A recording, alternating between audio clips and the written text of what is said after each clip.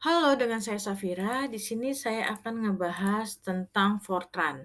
Nah, sebelum kita bahas lebih lanjut, Fortran itu dikembangkan pada tahun 1950-an oleh International Business Machine Corporation atau IBM.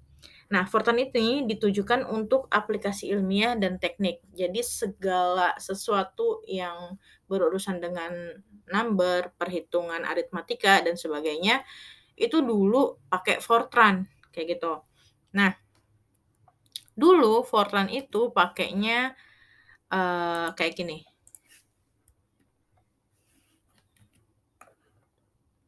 Nah, ini dia. Fortran kayak kartu gitu. Kalau kalian ingat KRS, ini mungkin sejenis KRS ya, kertasnya kayak gitu panjang gitu kan. Nah, ini di bagian sini tuh label, di sini Fortran statement-nya, nah di sini tuh identification kalau nggak salah. Jadi statement-nya akan di-compile, ini tuh nggak di-compile sama sekali. Nah, yang di sini itu, buat labelnya. Labelnya itu bisa apa aja, bisa berupa number atau angka, kecuali huruf C. C itu udah pasti untuk komentar. Jadi apapun yang ada di sini, di statement-nya, kalau labelnya itu berupa C, itu untuk komentar, kayak gitu. Nah, eee dulu itu Fortran jadi gini, kalau kita kan ngoding pakai, text editor kan, sampai puluhan, sampai ratusan, sampai ribuan line. Nah, kalau mereka itu bisa sampai ratusan kartu ini, gitu. Jadi ada sebuah compiler komputernya, ketika mereka, ngoding di sini, terus menghasilkan ratusan kertas ini, ketika di-compile, kalau kita kan compile ya udah pakai command prompt gitu. Mereka enggak, mereka kayak ibaratnya kalau kita zaman sekarang itu kayak nge-scan kertas. Nah, kalau misalnya tiba-tiba di tengah-tengah itu ada error, itu mereka harus cabut kertasnya, terus ganti lagi, kayak gitu. Ribet ya zaman dulu tuh. Nah, lanjut aja kita di sini ke, codingan-nya. Di Fortran juga ada istilah, block program. Nah, jadi pakai program, terus misalnya kita namain di sini pertemuan 1. Nah, di Java misalnya, itu kan setiap kalian misalnya nulis if bla bla bla, kalian enter ada penutupnya kan. Kalau kalian pakai NetBeans atau text editor yang udah ada suggest-nya, ini sebagai satu blok program. Nah, di sini juga ada satu blok program dan harus ditutup dengan end program, nama programnya, gitu. Jadi di sini disebutnya satu blok program. Semua yang ada di statement sini itu akan di-compile. Nah, ada istilah implicit none. Jadi implicit none itu maksudnya apa? Jadi kalau misalnya di Fortran, kalau kita deklarasiin variabel, misalnya ada I, J, K, L, M, N, itu dia otomatis, tipe datanya itu integer, gitu. Kalau misalnya kita pakai ini jadi enggak. Nah, sekarang kita coba, deklarasiin dulu, misalnya karakter. Karakter ini tipe untuk string, panjangnya misalnya kita kasih 20 untuk nama. Terus coba kita cetak, print misalnya saya mau ada inputan. Siapa nama Anda? Lalu di sini untuk nge-grab-nya kita pakai read. Mungkin kalian mikir, "Oh, ini sama kayak, bahasa-bahasa lain nih," gitu kan, gampang. Nah, karena Fortran itu sendiri masuknya ke high level language, tapi dia bahasa yang paling tua. Jadi dari high level language itu Fortran yang pertama, kayak gitu. Misalkan ada Java, C, dan lain-lain. Terus di sini kita mau cetak misalnya, "Halo," terus namanya. Pakai koma jangan lupa, gitu. Simpan. Saya running-nya di CMD ya. Saya udah copy belum ya?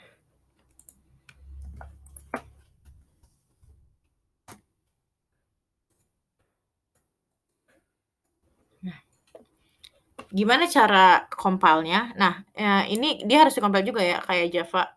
Kalau Java itu kan kalau di-compile dia menghasilkan file class. Kalau ini, kalau di-compile dia ngehasilin exe. Cara nge-running-nya gimana? Pakai perintah gfortran. Terus nama ininya, nama apanya? Nama filenya pertemuan 1.f90. Ini typo. Typo lagi. Kayak gini ya. Coba kita enter. Nah, ada yang error. Kita lihat di sini, exe-nya apa. Nah, ini ada exe-nya ya. Tinggal kita panggil exe-nya a.exe. Misalnya Safira. Nah, kayak gini. Di sini deklarasi variabelnya, di sini cetak, ini grab inputannya, terus ini cetak lagi. Nah, sekarang kita coba. Kalau misalnya nama saya ada 2 gimana, Kak? Coba kita masukin dulu ya. Kalian bisa lihat di sini yang keambil hanya kata pertama aja, karena dia dipisahkan oleh karakter. Nah, karena tadi Fortran itu ditujukan untuk teknik, ilmiah, pokoknya perhitungan lah, aritmatika. Jadi dia itu manipulasi string-nya, manipulasi sesuatu selain angka itu agak sedikit gitu. Nah, di sini misalnya kita kasih first name, terus last name. Sama. Name lah biar sama. Nah, tadi kan ini kayak gini ya, buat panjangnya. Kalau misalnya kita deklarasiin 2 variabel, dia bukan kayak gini lagi, tapi diganti pakai len. Kan sama dengan 20 misalnya. Jadi untuk kedua variabel ini, dia panjang karakternya 20 gitu. Misalnya, nah siapa nama Anda? Nah, untuk ngambilnya juga dia dua-duanya langsung. Jadi misalnya di sini first name, koma, last name. Kayak gini. Cetaknya tinggal dipanggil dua-duanya. Saya copy ya. Kita coba compile ulang. Safira Andriani. Nah, kalian bisa lihat di sini dia seperti kemusuhan. Dia ada jarak di sini. Kenapa ada jarak? Karena kita deklarasinya satu variabel ini ada 20 karakter. Nah, berhubung Safira itu enggak sampai 20 karakter, jadi sisanya karakter itu diganti dengan spasi gitu. Kita buktiin ya. Apakah si Andriani ini kan dia juga sama-sama enggak 20 kan? Sama-sama enggak 20 karakter. Apakah si Andriani ini sisanya spasinya itu di-print juga? Kita buktiin dengan kita tambahin titik di sini. Biar ketahuan tuh dia si Andriani sama titik ini ada jarak atau enggak. Kita compile ulang.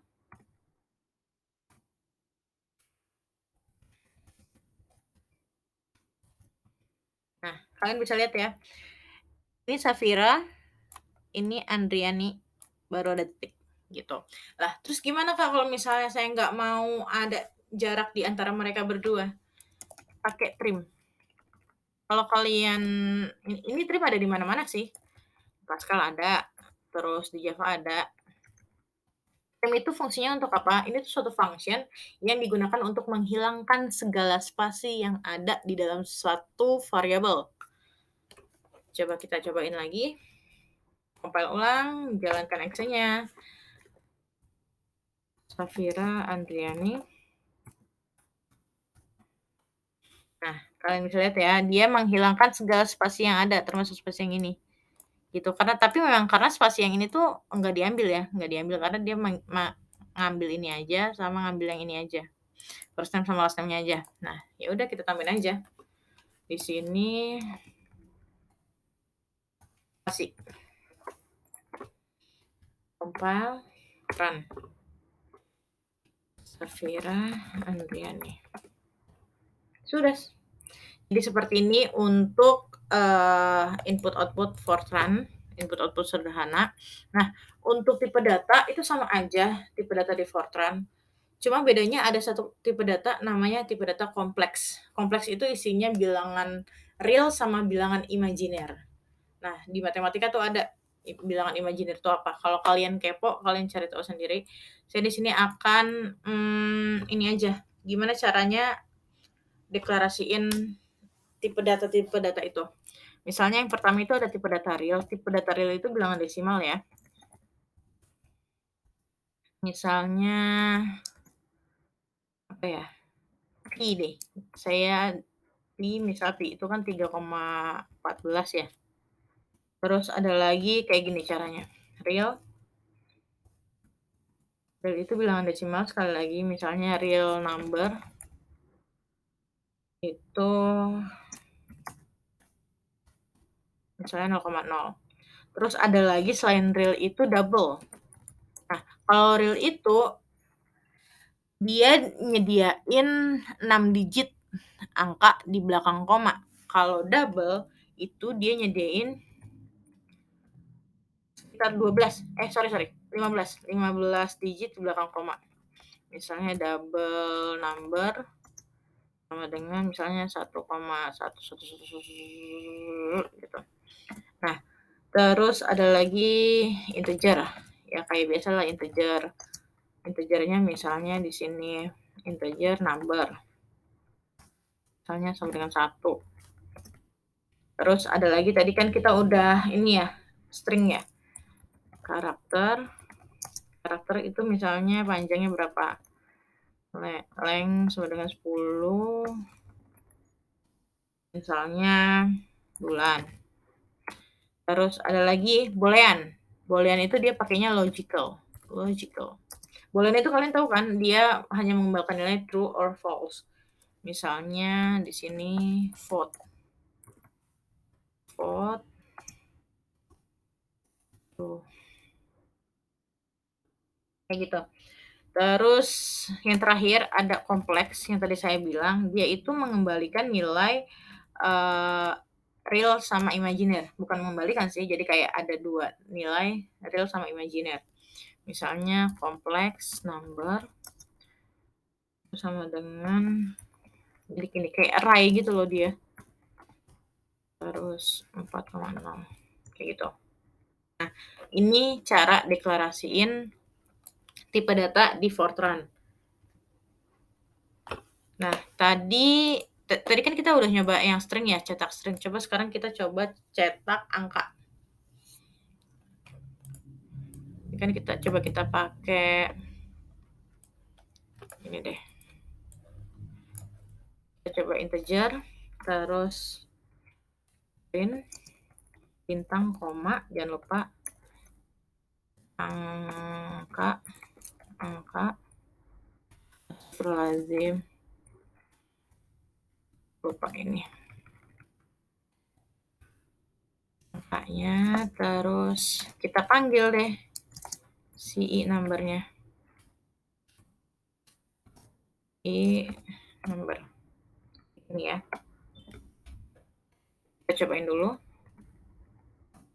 Nah, ini. Kalian bisa lihat dia ada ya di sini.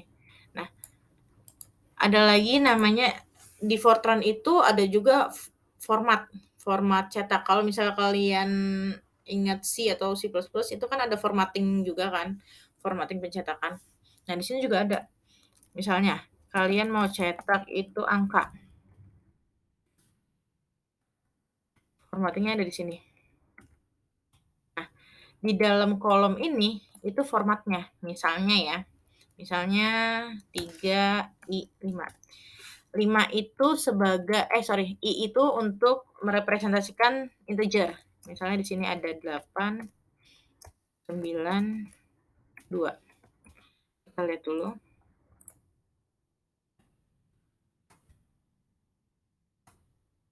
Nah, 8, 9, 2. Kalau misalnya di sini saya ganti jadi 2. simpan. Nah, bisa dilihat kan bedanya? Jadi, yang angka belakang ini merepresentasikan spasi atau jarak antara angka ini, gitu. Nah, I itu untuk integer, angka 3 itu merepresentasikan berapa sih yang mau dicetak dalam satu line baris, atau dalam satu line ya baris lah.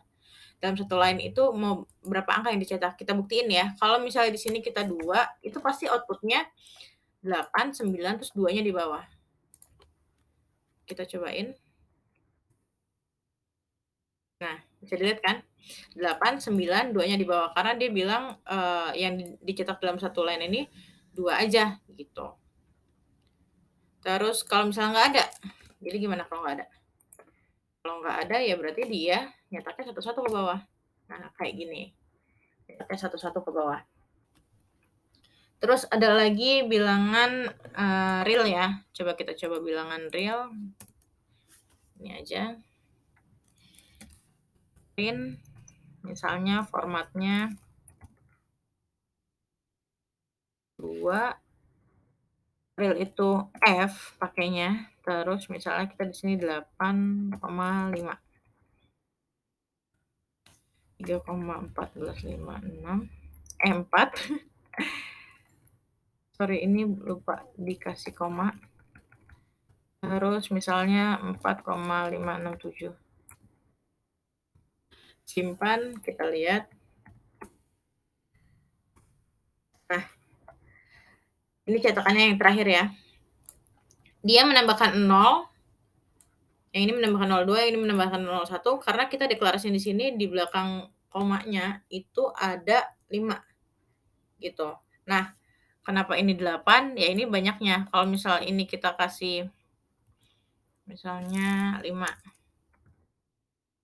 Nah, dia nggak ngaruh apa-apa karena angkanya cuma 2. Oh, sorry. Oh, berarti dia itu digitnya. Berapa digitnya? Ini masih sama, ini untuk spasinya. Kalau misalnya kita hapus, apa tadi? Di sini. Nah, kayak gini. Gitu. F ini untuk format dari si realnya itu tadi.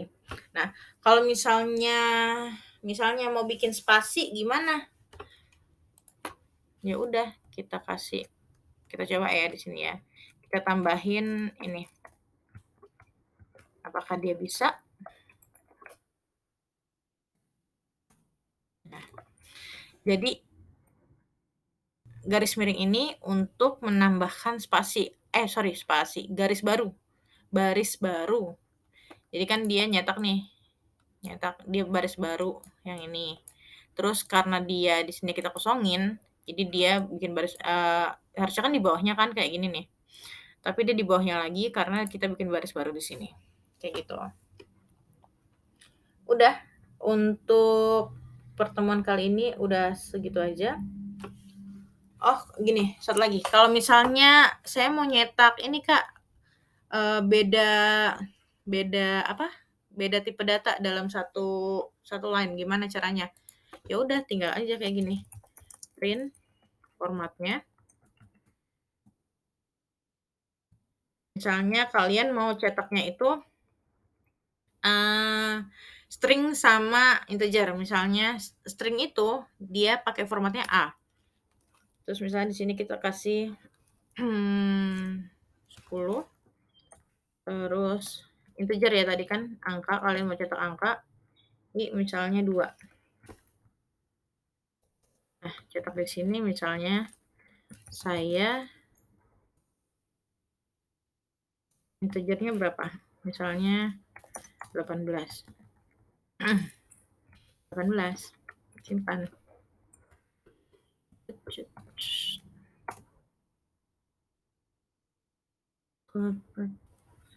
Tadi saya ngapain sih? Oh, sebentar. Kan kita bilang ini adalah angka, tapi kenapa saya kasih